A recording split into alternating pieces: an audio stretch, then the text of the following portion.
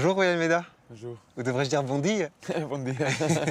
On est au milieu de votre terrain de jeu, hein, dans le rond central du stade de l'Aube.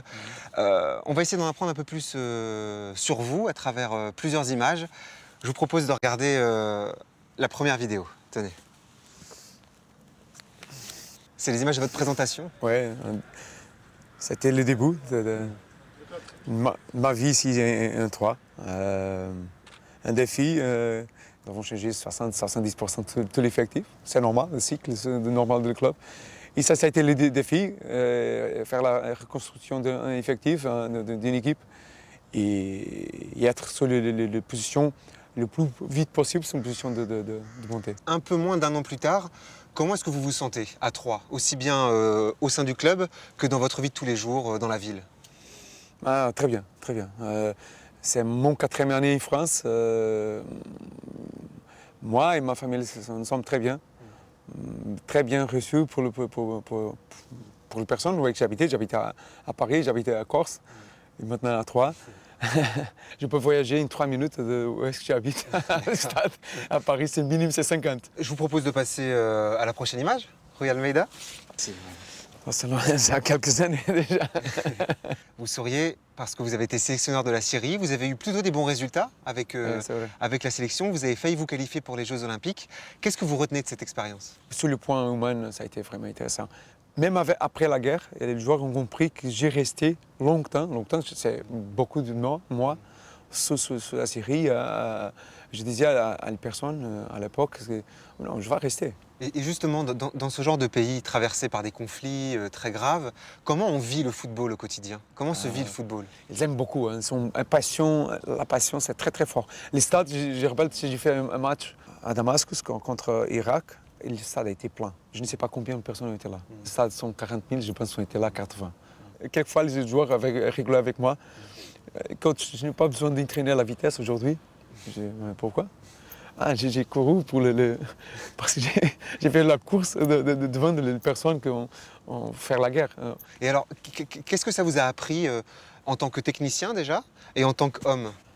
Mais on a besoin d'écouter, il a besoin de comprendre chaque culture. Et il y a son petit détail qu'on a besoin de prendre attention. Alors, dernière vidéo, ce sont les images d'un match. Est-ce que vous vous souvenez de ce match ou pas? Bien sûr. C'était le 3 novembre 2018, Estac-Valenciennes. Vous remportez ce match 4-2 dans les arrêts de jeu, après avoir été mené 2-0. Il résume un petit peu la saison de l'Estac, c'est-à-dire que vous avez une équipe pleine de caractère, pleine de potentiel, mais aussi capable du meilleur comme du pire, un peu inconstante. Est-ce que vous êtes d'accord avec cette analyse? Nous ne sommes pas trop réguliers. Et ça a coûté à nous peut-être quelques points sur les classements. Mais ça, c'est aussi un peu peut-être le prix du changement une grosse partie de l'effectif. Et alors justement, qu'est-ce que vous dit la direction en ce moment? Est-ce que vous avez, quels sont vos contacts avec eux? Qu'est-ce qu'ils vous disent concernant les objectifs? Est-ce qu'ils vous mettent un peu la pression parfois? Comment ça se passe? Pression. J'aime beaucoup de la pression sur le foot. Je trouve quelquefois le 3 c'est trop tranquille. C'est vrai? Ouais. Pourquoi? Dans quel sens? Pour toutes les choses qui bougent autour de l'équipe. Ouais. Dans tout le contexte, que ce soit les supporters. Contexte, même, et ça c'est important. La pression c'est bon, hein, c'est bon pour le foot, pour les joueurs, pour l'entraîneur, parce que nous sommes ici pour gagner.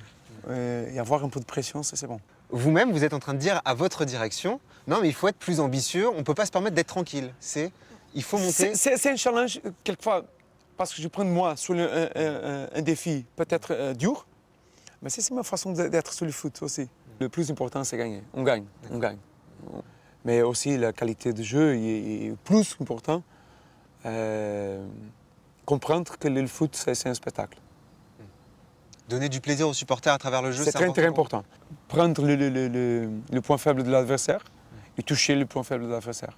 Vous avez déclaré que vous travaillez 12 heures par jour, vous aimez bien arriver le premier le matin, vous repartez le dernier le soir. Est-ce que vous avez changé beaucoup de choses ici à l'Estac ou pas, dans les habitudes de travail? J'ai apporté, c'est une chose que j'ai demandé à le président, à Louis, c'est avoir le petit déjeuner. Que les joueurs prennent le petit déjeuner ici? Ici. Ah oui? Pourquoi? Oui. C'est important pour avoir un peu plus de temps entre nous.